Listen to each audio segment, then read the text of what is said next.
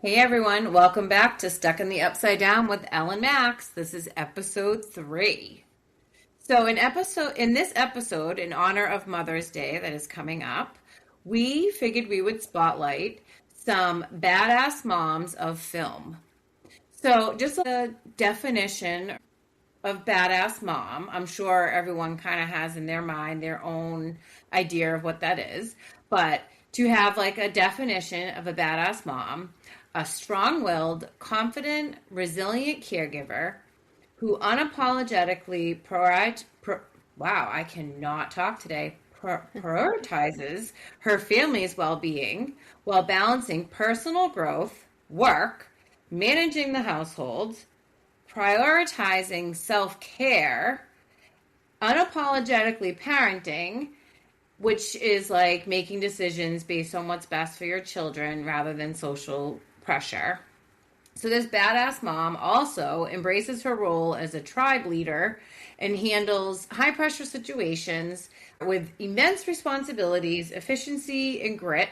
She embraces her own often unconventional style of parenting to raise productive, healthy children without needing external validation. Sounds like a mom that I know, Miss Max. So, in tying this to the Upside Down, Joyce Byers, played by none other than Winona Ryder.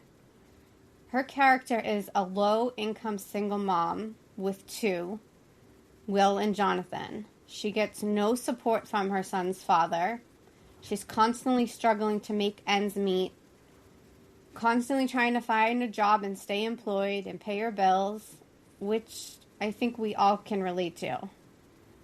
When her youngest son, Will, goes missing, Joyce becomes a determined investigator who sometimes finds herself losing her mind as she sacrifices everything to find her son, Will. She ends up joining forces with Will's friends and eventually Hopper, the town's chief of police, who has had his fair share of losing a child and feeling the same sense of helplessness. Apparently, my tongue ties is wearing off on you today, Elle, too.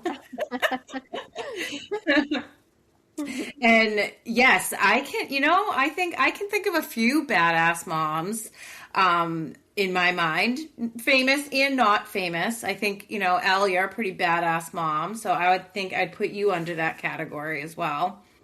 Thank you, dear. So one of my favorite characters is also Joyce, because she's a badass mom. Her motherly instincts, and she's able to follow signals that Will sends her through the house with the lights. She eventually welcomes Eleven into the search for Will and helps fight off the Mind Flayer. She not only welcomes Eleven she welcomes her in the first couple seasons, but by the end of the show, Joyce is pretty much, at least I feel like, a mom to Eleven too. She really kind of took over that role for her as best that Eleven would allow. Joyce had to use her inner strength to find Will and fight some of her inner demons, along with demons from the Upside Down. And during this, she had to desperately convince everyone around her that she wasn't crazy and that she really was receiving these messages and signs from Will, who was stuck in the Upside Down.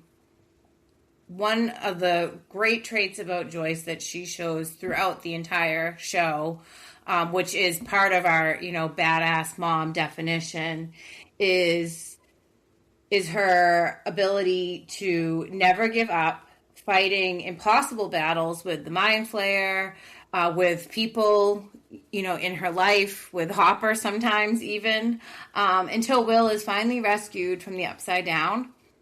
Interesting to note about Joyce and her character on Stranger Things was actually inspired by Roy Nearly, who was played by Richard Dreyfuss from the movie Close Encounters of the Third Kind, which is a movie where his life is turned upside down after a UFO encounter. So that was just a little interesting fact to throw in there. Very interesting. Is that, I forget, is that a Stephen King? I forget who directed that movie, but what a classic as well. Tying into being a badass mom in film, I'm giving props to a comedic actress, Leslie Mann. She first started her career as an actress at 18, bringing real life issues that some can find embarrassing to talk about with light and a comedic flair. She's one of my favorite stars from movies like Knocked Up and This Is 40, directed by her now husband, Judd Apatow.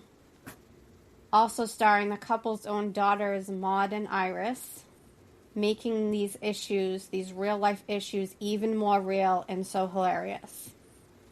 Outside of her work as an actress, she is a supporter of nonprofit organizations like the UCLA Rape Treatment Center, which helps sexually abused children and families, and also the Bogart Pediatric Cancer Research Program, which helps family and children that are dealing with pediatric cancer. Wow, that's awesome. I didn't realize she did all those things. That's great. Those are Yeah, all really great organizations. true badass, I think. Yeah, 100%. 100%. Another movie that I think of that had a really badass mom is the 2002 movie Enough with Jennifer Lopez. She, in this movie, is married to this wealthy contractor. His name is Mitch. And after, they get married, she discovers that he's abusive, he's controlling. So they end up having a child together, and this movie really is about her escaping him and having to learn self-defense and protecting her family because he continues to come after her after she leaves. So this really kind of brought to light, I think, a little bit about domestic violence that, has always been a thing, but really didn't become as, I guess, well known or as recognized until I'd say like the 2000s, 1990s. I mean, women, we were still fighting for our rights up until the 2000s. So this movie really shedded light on what that looks like for domestic violence survivors. Interesting fact, most women, or we'll say survivors, right? Because it can be men or women, will leave a total of 7 times before they are totally gone away from this person. They leave and they go back. And when they leave, that increases their risk by 75% of harm. A lot of times when they leave, that really increases their risk. Some interesting statistics that I did gather from a national domestic violence association. On average, in the United States, 24 people per minute are victims of rape, physical violence, or stalking by an intimate partner. That's more than 12 million women and men over the course in a single year. Nearly 1 in 5 women, and this is kind of eye-opening, so think 1 in 5 women and 1 in 71 men have been raped in their lifetime.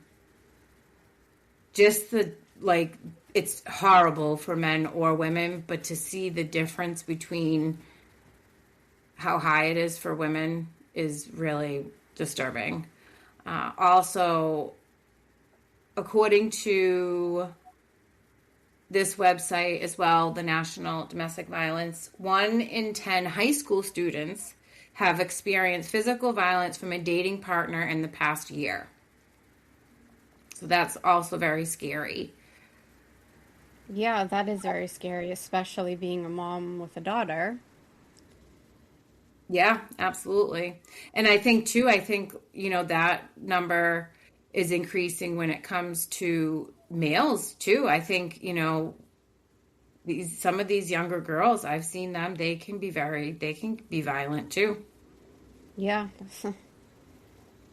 Yep, definitely. I've definitely heard stories about the females doing it as well. And we need early intervention. And as far as the example of Jennifer's role in this movie, and I think the saying goes, you have to take your power back, whether that be, gathering all your shit and leaving for good, or finding a really good lawyer, or kicking somebody's ass. I mean, it's really the mindset when it comes to these situations, is when you're in a situation with a partner who is violent to you in any form, they're controlling you. They're taking your power, your power of will.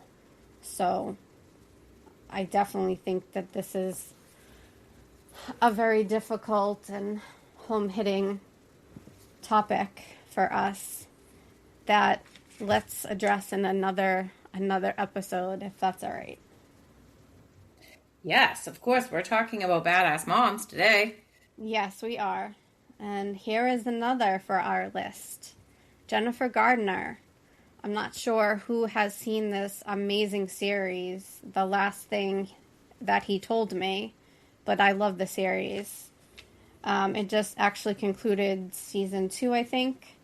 Basically follows the life of a newlywed Hannah, whose husband vanishes without a trace, leaving her in charge of his daughter.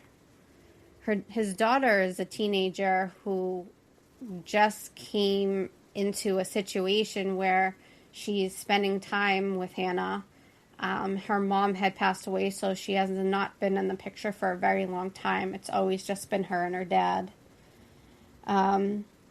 So using Hannah's innate detective skills, she starts to uncover clues about her missing husband and soon develops a trusting bond that is essential for survivorship, as both Hannah and Bailey, if that's the daughter's name, uncover her husband's dark secrets and truths, and they both fight to discover where he is.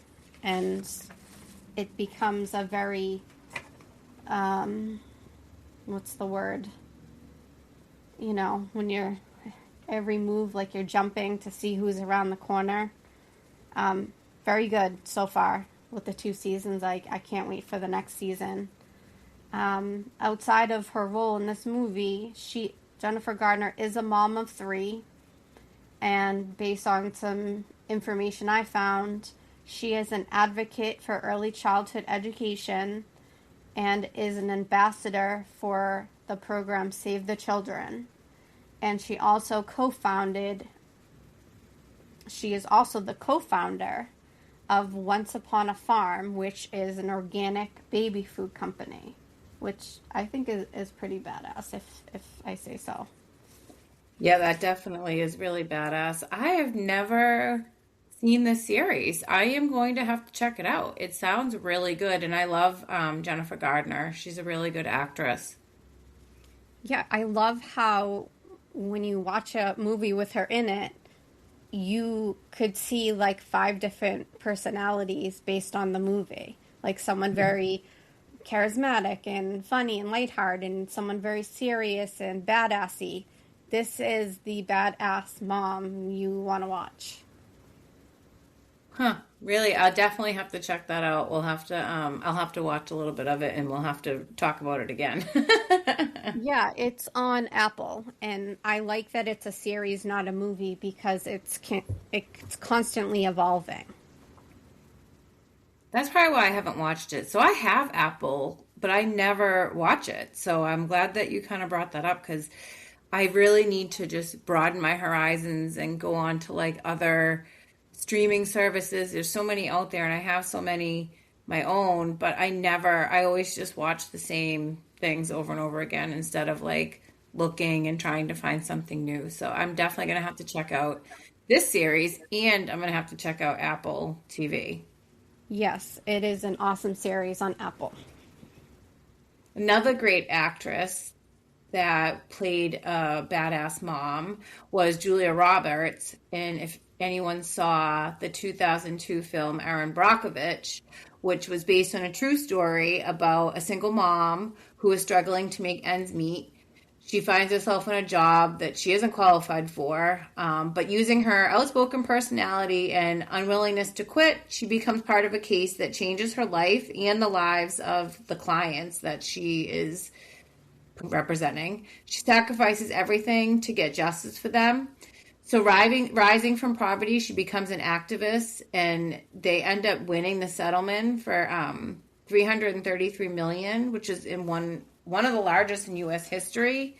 Some of you guys have probably heard of this because I think even without Erin Brockovich, it was a big like lawsuit. And I remember hearing, I think there's a documentary actually about Flint, Michigan water, which is where this Erin Brockovich was based out of. It's because of this water in Flint, Michigan was contaminated and people were getting sick and getting cancer, and there was, nobody was doing anything about it. So there's a documentary I know besides the Erin Brockovich about that whole situation. But Erin in real life is definitely a badass. I think Julia Roberts does a really good job playing her as a badass. There's a part in the movie, I love it because, again, like it says, like she's not a lawyer. She's not like trained to be a lawyer. She doesn't, have any education with that. And there's a part in the movie where she had like memorized all of the people who were like affected by this case and all their information. And she totally just like spews everything out at this meeting in front of this like fancy smancy lawyer and just totally like blows her out of the water. And like being like a single mom myself and maybe also struggling at some point earlier as a single mom to make ends meet, and just seeing her do that, and that part was like amazing. Yeah, like being a single mom may be tough at home, but when it comes to business, she's not playing. Absolutely. Yeah, wasn't it like 150 clients or something like that, or 127? I forget what the number is, but I do remember that part. I also remember when she was able to get evidence. I think it was directly from PG&E, and she came back to the lawyer's office, and he couldn't believe how she got the evidence. And he goes, "Well, how'd you do that?" And she goes, "They're called boobs, Ed." Yes, I do remember that. Yeah, because we all got them, right? Right, yeah, right. And she definitely was able to use them to get what she wanted. So, badass mom. Yep. Such a good movie. So inspiring, honestly. All right, so moving on to our last pick of this episode for Badass Moms, Angelina Jolie. Badass mom in real life, but her role as Maleficent just blows me away. Both Maleficent movies are epically equal as far as I'm concerned. But let's see, in real life, she is a mom of 6, and 3 of her children are adopted internationally. She has been a longtime ambassador for the United Nations High Commissioner for Refugees. She's also an advocate for women's rights and an advocate for health awareness. In this movie, Maleficent initially curses baby Aurora out of vengeance against King Stefan. But she begins to care for her after her fairy godmothers, pretty much lack on their job. And she begins to watch her grow behind the scenes. As a child, Aurora affectionately calls Maleficent her fairy godmother. She's unaware of Maleficent's role in the curse, but when she gets older, she finds out.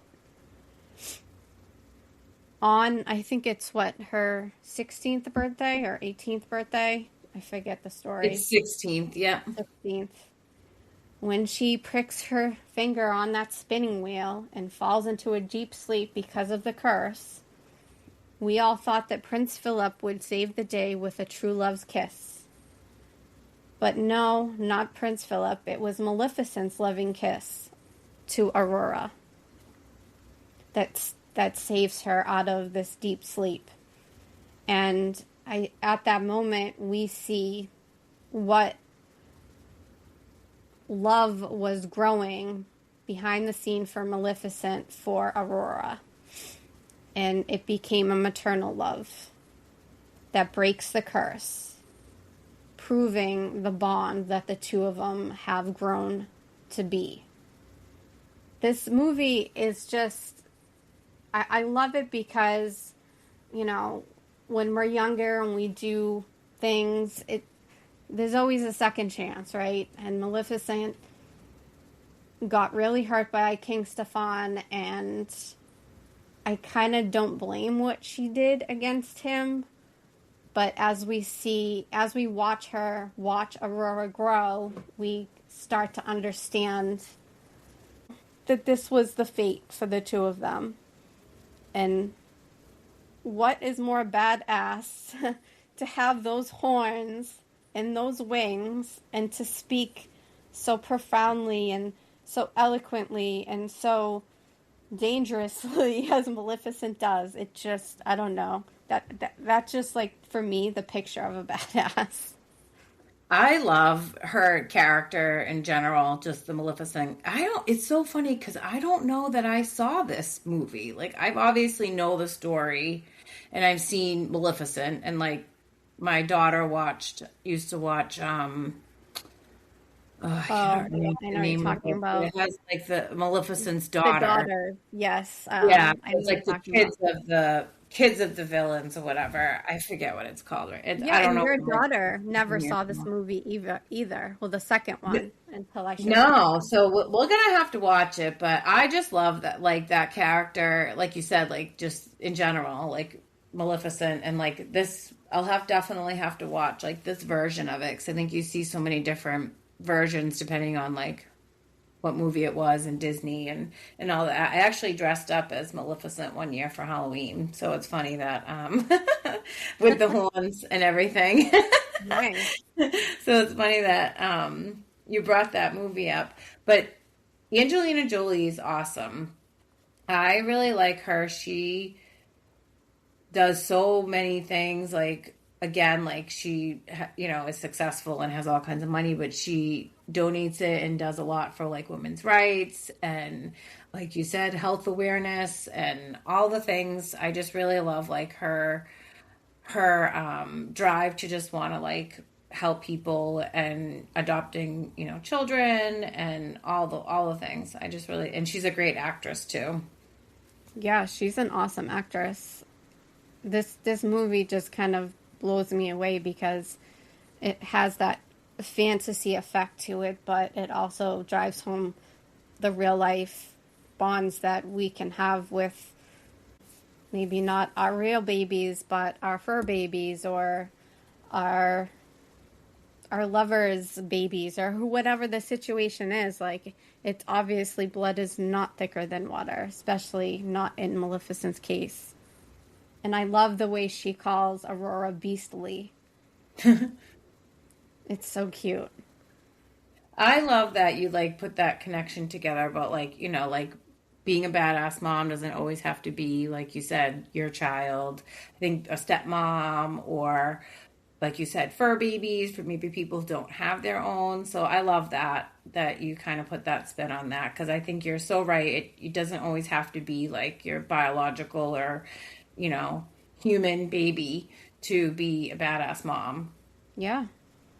Yeah, and in real life, 3 of her children were adopted. So, and from what I can tell from where I sit, they are her children, and I will drive that effect home forever. Blood is not thicker than water. I would rather have a family full of non-blooded members than toxic blood members, if that makes sense.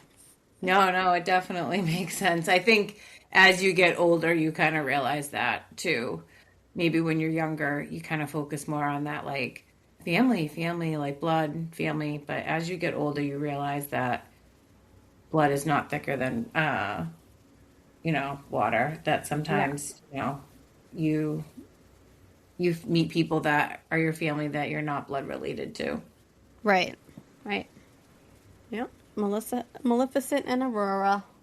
Yeah, I love that. So I have so many things to watch now. I love this. I'm so glad we did this because I'm Yeah. always struggling. Like I said, I watch the same stuff. So like now I have like a movie I can watch, and then I can go onto Apple and watch that show. So I am super excited. And so Elle, I don't know if you know this. So May is Mother's Day, right? Yep. But May is also Mental Health Awareness Month. So, a little bit about like Mental Health Awareness Month. It's become mental health in general has become a nationwide issue, and trying to get the help that you need and continuing care has become a crisis on its own. For the past 5 years, there's been a really big decrease in mental health providers and existing providers, whether they're not taking new patients or they don't take insurance, or I think there's just been a drop in just available providers, people going to school and getting educated to be a therapist or a mental health provider of some sort. The reason I bring this up while we're talking about like mothers is not only because it's May and Mother's Day's in May, but also because women are more common to suffer from mental health issues than ever, and we really need to support each other like mentally and physically. I think men do suffer a lot from mental health, but there's a big stigma around mental health in general.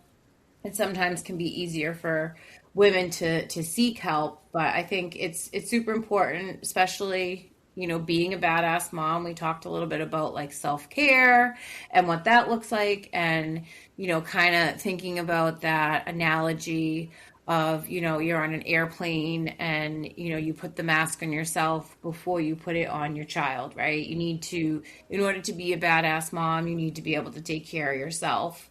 And that includes your mental health. So not just physical health, but mental health.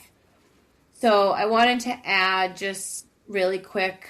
We did say that we would provide you guys with resources. So, in honoring Mental Health Awareness Month, we wanted to share with you the mental health hotline. So it's a mental health support line. It's 24 hours a day, 7 days a week. They have a website, so you could also Google it on your phone and you can chat. You could just send them a text message. You can also just dial 988 on your phone, just like if you were going to call 911, and it would connect you to someone who is trained to be able to help someone in a mental health crisis. So much information, Max. I love this.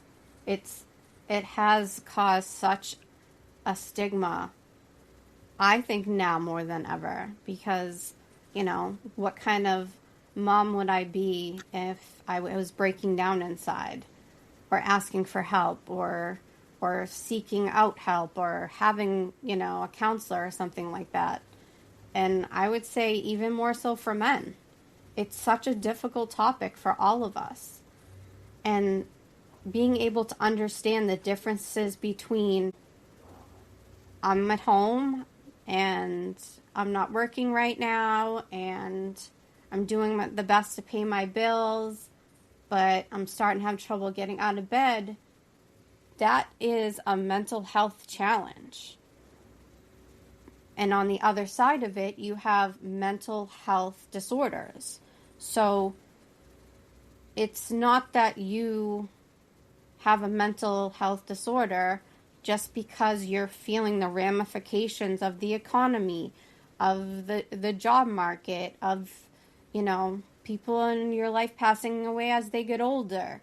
Things like that. Like that's a symptom of what is actually happening in the real world and how you're reacting to it. And then on the other page, you have disorders that are actually diagnosed by professionals using the ICD or DSM, which are very fat books that they keep altering and adding and subtracting things in. But they basically use that to line up an individual's symptoms over a longer period of time. Or if the symptoms that an individual is having is very severe, and that it may cause long-term inability to function in life. So, don't feel ashamed. Everybody can be in a rut. Everybody can feel down. It doesn't mean you're not doing your best. And it doesn't mean just because you can't find help at the moment that there is no help. And Max and I are working together to help find as many and as much resources for everybody, not just us, not just our families, for everybody. And for the information that I was reviewing, I will say that very simple, very user-friendly. You can go on the Cleveland Clinic and then type in mental health disorders, and it gives you all of this information, which I found very helpful, very user-friendly. Thank you so much, Elle. That was awesome information, and we'll definitely post that link to that website on our Facebook page so that people can go and check it out. Mental health, like I mentioned when I was talking earlier, has like really become like a nationwide issue, and there's definitely a lot of stigma around mental health. And I think some of that stigma comes from, maybe things that are happening in this world that bring me to kind of talk about maybe the other side of motherhood, right? We talked about badass moms and like what that looks like to be a badass mom, to, support your children and do everything you can to provide for them and love them and care for them and really want them to be productive members of society. And then we have, just like any other thing, there's a scale, right? We got one end, we got those badass moms that are out here killing it. And then on the other end, we have, the dark side of motherhood. So around, talking about the dark side of motherhood, I did want to share a couple statistics around child abuse and neglect. And then I wanted to talk about something that's happened recently in the news that I'm in the, New England area that I'm sure if you're from New England, you have heard about. Talk about that for a little bit. But first, I just want to talk a little bit about child abuse and neglect. So in the U.S., 1 in 7 children will experience child abuse and neglect in the past year. Children in poverty are more likely to experience child abuse and neglect. I think, Elle touched on that a little bit earlier about, how mental health can be, maybe not a disorder, but you could have a challenge due to finances. And mental health challenges could lead to stress and people who don't know how to cope appropriately. We talked about self-care. You don't have appropriate self-care or, support systems in place can really increase the risk of child abuse. Another thing to kind of tie in with what we talked about earlier around like domestic violence, and we can, have other set episodes about just these topics, but just a little bit is the correlation between those two. So 40% of child abuse victims have also reported experiencing or witnessing domestic violence. So a lot of times it's not just a child's parent issue, it could be the whole family system that are being suffered.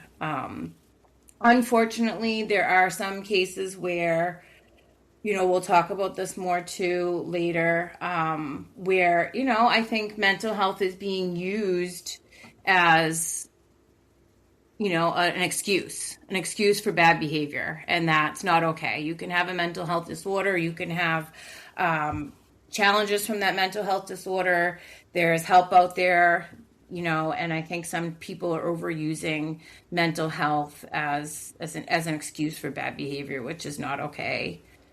So that brings me into some disturbing news that I heard this past week about Jeanette. I am so awful with names, so I'm going to do my best, but McLaughlin.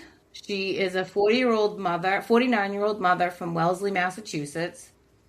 So Jeanette was arrested April 24th for, you're going to hear me correctly, murder of her 2 children. So her children were 7. She had a 7-year-old named Kai and a 6-year-old named Ella.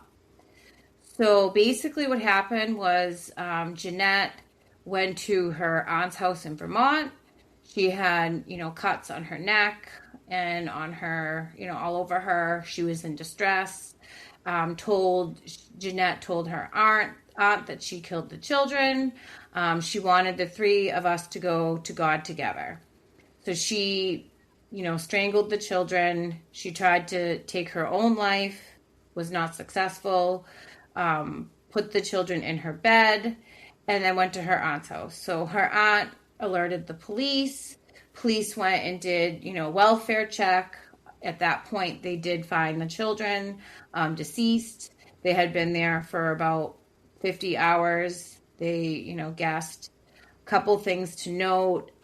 Jeanette was in a custody battle with her husband or ex-husband. He had filed for divorce, and in October they agreed to have a guardian at litem appointed, which was supposed to happen, which did happen actually on April 21st, and then this happened, the day after on April 22nd. So she, again, like I said, was arrested. She's been charged with 2 counts of murder. She is currently in Vermont. They are charging her with fugitive charges, and then she will be extradited back to Massachusetts, where it happened, to await murder charges. So just, I don't even know. I'm like speechless. I just can't even imagine. Yeah, I mean, this story, I don't know what it is about us, but we always want to know why or understand the person behind the crime. But for me, when it comes to children, killing your own children, there is no logical, reasonable mental health. I was abused as a child. God told me to do it bullshit. Like, there's nothing anyone can say to explain why this woman did this to her children.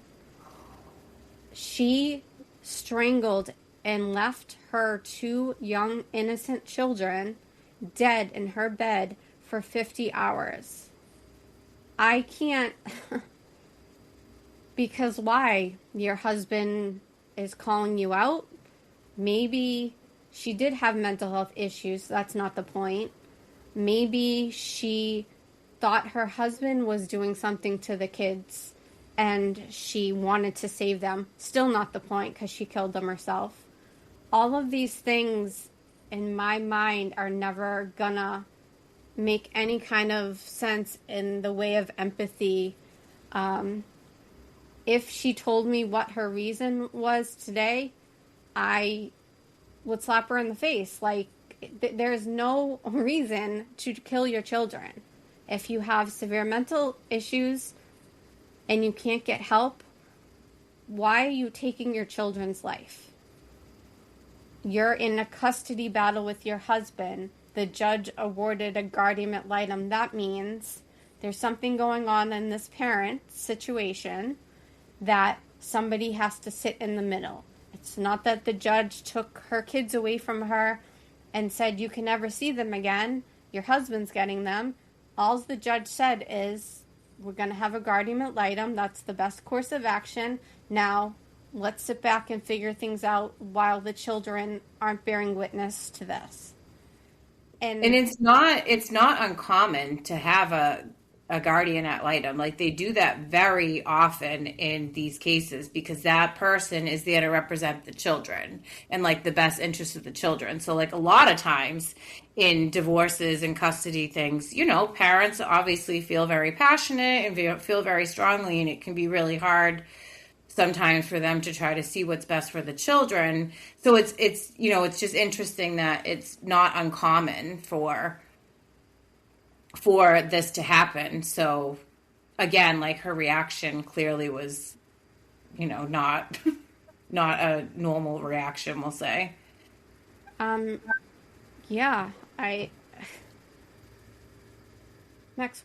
So I am definitely curious to kind of see, not that, like you said, at the end of the day, I guess it really doesn't matter, but like, I am curious to kind of see what else ends up coming out about this, more information about her. Like, I wonder if there was previous, like, DCF involvement or previous like concerns? Did someone not pick up on? I don't know. I just feel like for it to just happen out of nowhere like that, there had to have been some sort of red flag somewhere along the Well, line that they did what interview the happened. school that the kids were at, and they said that mom did pickups and the kids were great and they never came to school with any signs of anything. The neighbors were shocked. They live in a very wealthy part of Massachusetts. So I don't know, like, are some people just born with that evilness inside of them? And I don't know what the husband's part in the divorce or the reason why he's seeking full custody and all that. I don't know the reason why.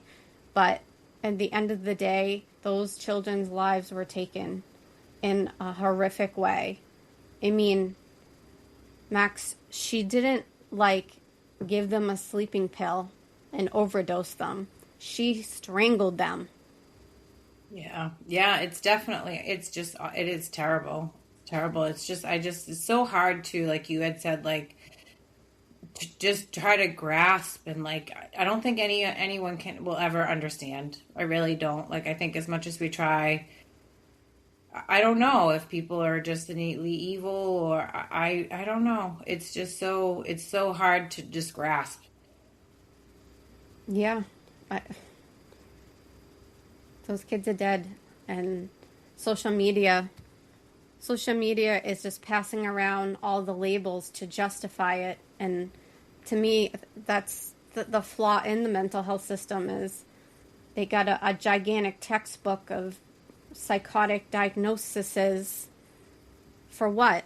To enable people to go on living their lives with no consequences, not contributing to society, getting in trouble, and then gets excused because they have mental health issues. Like, to me, she doesn't deserve the grace of having a mental health disorder in this situation. That's my opinion.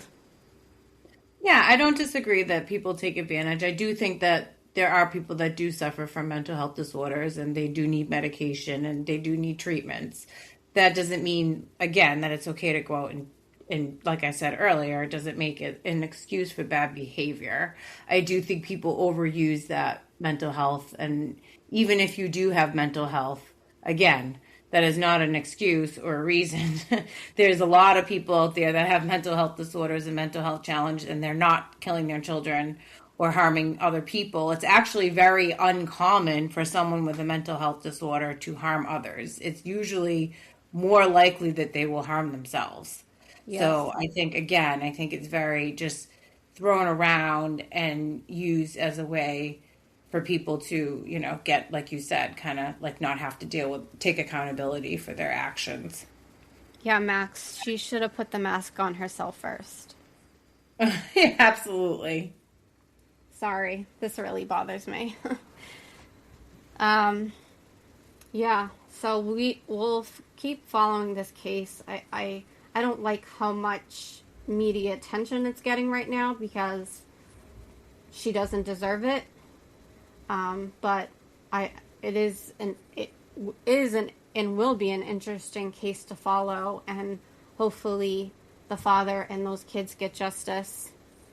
Um, I'm sorry to say this, but I really wish that Massachusetts had the death penalty.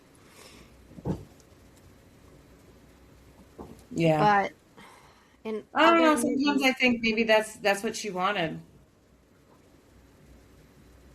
That she well, tried to kill herself. So I think maybe sitting in jail, thinking about and pondering with this for the rest of her life until she's old and decrepit. yeah. I feel like maybe killing her is an easy way out. In some ways, I agree with you. In other ways, she should have put the mask on her first. Then these kids would be alive. But you can't go back in time. So, in other news, The other case that we are going to talk about, which does have more merit when it comes to mental health issues, is the Lindsay Clancy case. She was she was a former labor and delivery nurse from Duxbury, Massachusetts, and in January 2023, she was accused of killing her 3 young children, 8 months old, 3 years old, and 5 years old, in their home. Allegedly, her husband had gone out to pick up their takeout food, and during that time is when she killed her children. Prosecutors allege that the children are strangled, while the defense argues she was suffering from severe postpartum mental illness. Ugh.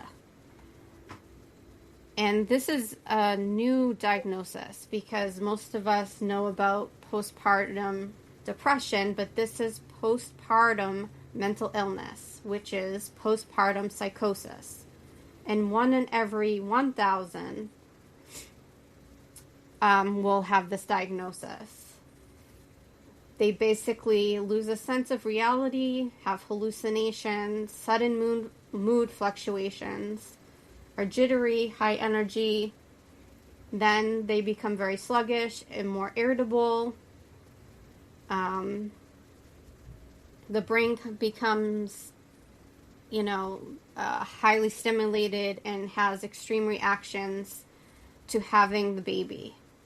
Most people diagnosed with this are not violent. She was being treated with multiple psychiatric medications, but at the same time, her defense filed a lawsuit for her being over-medicated for postpartum depression, and allegedly, it's not confirmed, that she was being treated at Massachusetts General Hospital in McLean, and was currently being treated now while she's in trial by multiple providers, like in outpatient settings. After the incident, she did attempt suicide by jumping from a window, which left her paralyzed. She has pled not guilty, and her legal team is focusing heavily on her mental state at the time of the crime. And as of 2026, she remains in custody at a medical facility and is awaiting trial, which is expected to center on whether she was criminally responsible or suffering from a severe psychiatric condition. Max, what do you think? So I guess I wonder, like, when it says, like, she pleaded not guilty, like, what does that mean? Like, she already admitted, and, like, we know that she did it. So, like, not guilty of murder? Are they trying to get it, like, a lesser charge of manslaughter because of her mental state? Like, I don't know. I guess that, like, I don't always understand, like, the legalities behind it. Like, because to me, like, she's already said, we clearly know she did it. So, like, she's guilty. I think she's getting a lot of support in the public opinion, and maybe that's what the prosecution is afraid of, is of charging her with a crime that nobody is going to convict her of because of the mental health issues that they have in evidence. That's my only guess in the situation.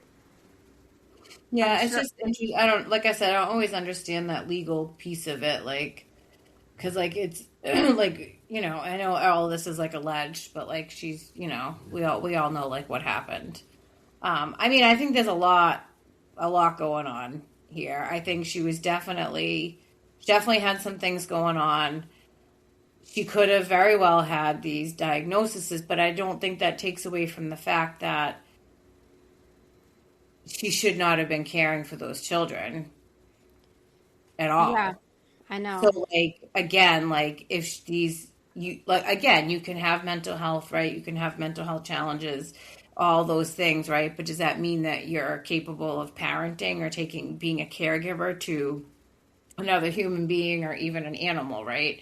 So, like, no one's saying that she didn't have some issues going on, but I feel like her husband should be partly responsible for this too. He, knowing that she had all these issues, mental health issues, why would he leave the kids with her at all? He was like her biggest supporter. He said she was an excellent mother, and, you know, he I'm sure even she supports was. her now. He supports her now, and I think the same thing. Like, uh, if the evidence is showing on both sides, all of the medications that she was taking and all of the providers that were treating her, you can't tell me without a shadow of the doubt that anyone with on all those controlled substance, how can you not at least have somebody checking in on the kids? How is it that I'm just trying to say this in a rationalized way. Where were these people? You have to go through all these screenings to get a controlled substance. They ask you all these questions. Do you feel safe? Do you feel like harming yourself or others? You know, is anyone at you harming you? Do you feel safe at home? How many people live with you? They ask you all these questions for a reason. And these doctors aren't going to just keep giving you pills without face-to-face conversations, whether it's, you know, virtually or in person. And the amount of time she was in the hospitals, like, I've seen cases where, you know, somebody went to the hospital because they drink too much, and then GCF is knocking at the door. Like, what Oh, happened absolutely. here? What Yeah, happened here? yeah. I just think I think yes, 100% she's responsible, right? But I think that there's other people that failed these kids. We'll say, right? Like I think that their safety was maybe overlooked during this. Like they were concerned about mom. That's great. You know, I'm glad. You know, they were concerned trying to get her the help that she needed. But who is the caregiver for these children in the meantime? Who was Right. helping dad and supporting dad? And then again, like I think something that comes up for me, like I have a little background with mental illness and mental health challenges and things like that. And again, I think everyone's different, right? But with typically with like psychosis, it's usually like a snap, right? They just I don't know. I Yeah. feel like she put a lot of thought into what she was going to do. She brought the kids down to the basement.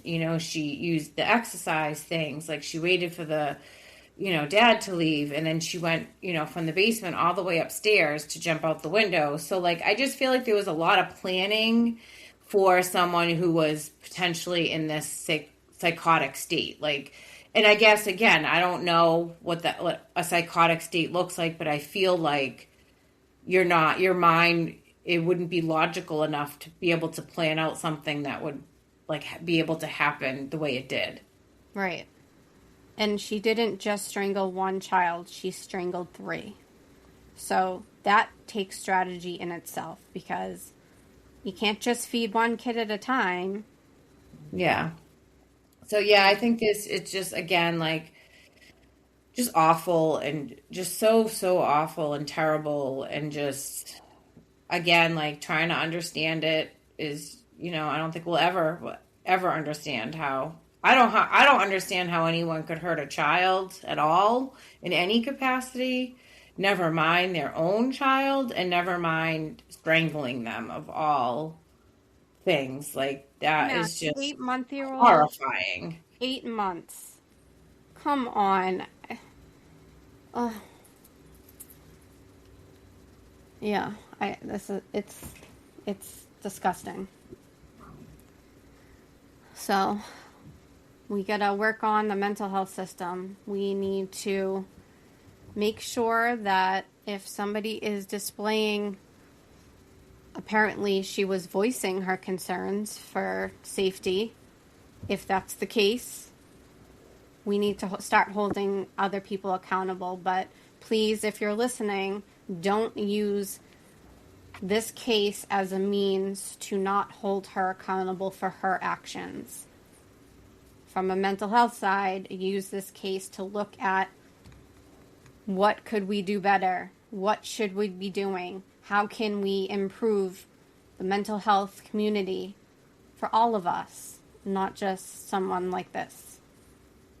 Yeah, and I think that's great, Al, that you say that too, because I think just as in your everyday life, right, things that you can do to help with mental health would be to end the stigma. So to do that is to encourage people to not only get professional help, because professional help doesn't always work for everybody in every mental health challenge or disorder, right? You may not need professional help, but we talked a little bit about like self-care and what that looks like for people, and finding healthy coping mechanisms that people can use when they are struggling, when they are having a hard time, whatever that might be, things that work for them that they can go to help them through a hard time, or just offering a listening ear sometimes can be really powerful as well. So true. So that kind of brings me into, we're going to lighten it up a little bit before we end, because I would never want to end on such like a dreary note. No. So thinking of self-care brings me to my product review for today. So my product review for today, I chose the Awala water bottle. So Awala water bottles are actually originated in Utah around 2020. They come from the Trove brand, and they have many different styles that you can get depending on like what you like. The one that I have, I don't know the exact name of it. I think it's called the Free Sip, but it has the option. It has a straw, but you can also use like a regular sip option too. So you have like the straw sip option, and then the other thing that I like is it has a lid that goes over like the spout, and it locks. So like I always have a million bags, and I always have coffee, and I have water, and I'll have like way too many things, and I can't carry everything. So the fact that I can lock it and like throw it in my bag or in my purse has been like a game changer for me. So highly recommend any of the Awala ones, because I actually have a couple other ones too that are not this style, and I love those too. And they come in really cute colors, or you can just get like plain white or black too. So they're really fun. It does sound fun. I love colors. Trying to think. So if you have the straw option, the straw can come out if you don't want it? Yeah, so you can either use the straw, and you can leave it in there and still use like the sip option. You just like tip it up, or you can take the straw out completely. And how often, if you're using the straw, do you have to take it out when you're cleaning it? Like, do you just throw it in with the utensils in the dishwasher, or do you have to hand wash it? I just throw I take it apart and there's like the straw, the lid, and the cup itself. I throw all three pieces in the dishwasher. And I'll just throw the straw in with like the utensils and stuff. Oh. And what are the price ranges for these? So I have the 32 ounce, and it's around like $45. But they have a smaller one too. I believe it's like a 20 ounce maybe. That one's around like 30. And then they have bigger ones that are like 40 ounces. I think those are close to like 55. And how long have you had the one in your hand? Like years. I think I've had it 2 years. They're like metal, so they're really like durable. Like I said, I carry this thing, I throw it in my bag. I like it gets pretty beat up, and it's lasted me for a while. Does it keep things cold? Yes. I think it probably does hot too, but I don't put hot stuff in it. But yes, it does keep it cold for, I would say almost all day. Like if I put something in it in the morning, it's still cold if I keep it like the cover on it and stuff by the middle of the day. So like if you throw ice in it, will the ice melt like quickly, or do you think it would like last? No, I put ice in it and it lasts for a couple hours at least. That's awesome. Yeah, I love it. Yeah, I definitely like cups, travel cups, not the kind of cups that when you forget to move the thing over, it all spills out everywhere. I know exactly what you're talking about. Yeah. So I'll definitely want to check these out and throw some of those decals on there to make it your own. Yes, 100%. I do that. I absolutely do that as well. Oh, Max, where do you get them from? You can get them anywhere. Like Target has them. I think Dick's has them. Walmart, I believe, may even have them. But they also have a website. So I can put up the link on our Facebook page to their website. Oh, awesome. That'd be great. Thanks for sharing your product, girl. Awesome. No problem. What do you have for us today? So I have gone through many sizes in the past year, and one type of clothing item that has standed the test of all sizes. So no matter what size I was during that period, I would purchase the shirt, and it is fitting but not form fitting. It has a V-neck, but it's like part of the shirt, so it doesn't look like someone just cut a small V at the top. It has this type of flex stitching on the side, and it's kind of cinched, so I'm very short, and Max, you are too. So when I have to buy a bigger size because of my chest, the shirts just end up swimming on me at the bottom. And I'm tired of tying them a knot or putting a banana clip around it. Like, enough.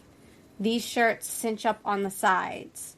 So they actually look like they fit you without hugging and squeezing whatever you got going on in the middle. The Oh, I top is love nice that. and loose.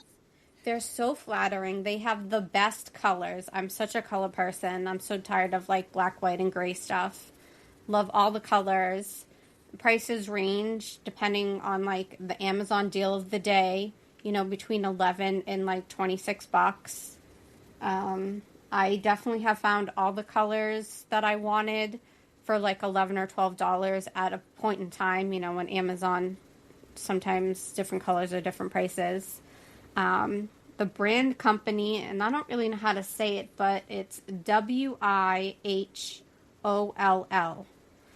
and it's their clothing line, and they're based in New York, but they're owned and I guess produced or manufactured in Hong Kong. Every time I've ordered them, I get them either next day or within a couple days. They always come right from Amazon.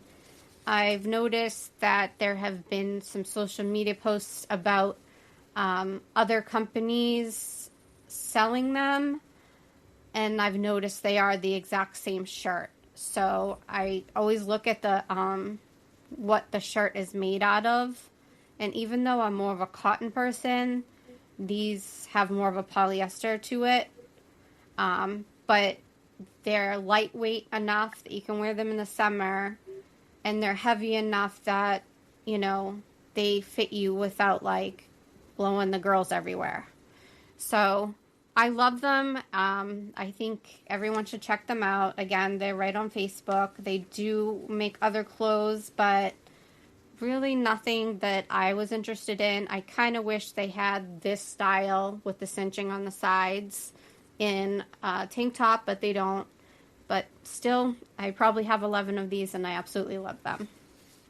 So what size do you typically get? Well, when I was 160 pounds, I was a size 14, so I was in an extra large. And now I'm 45 pounds lighter, so now I'm a small. Even Okay. though I have a bigger chest size, I guess I could share it. And I'm a 30-60 right now. So, Okay. like I said, So like small still fits you fine, even though because of the like it's it's not too tight in the top area. Yeah, it's not like a baby tee fitting, but it's not like a muumuu fitting. Okay. If Yeah, that yeah. makes I get sense. it. They're Yeah, yeah. so So it cute. looks like it's supposed to. Yeah. Yeah, you can see them on Facebook a lot, and you'll see different size moms wearing them and like pulling them out to show you the give in it. And it's exactly what they're showing. That's exactly how they So, fit. so the material, is it like cotton? It's cotton, but it's more polyester. I think it's like 60% Okay. polyester. So it All does right, have cool. that Amazon, quote unquote clothing line materials feel to it, but that's because there's more polyester.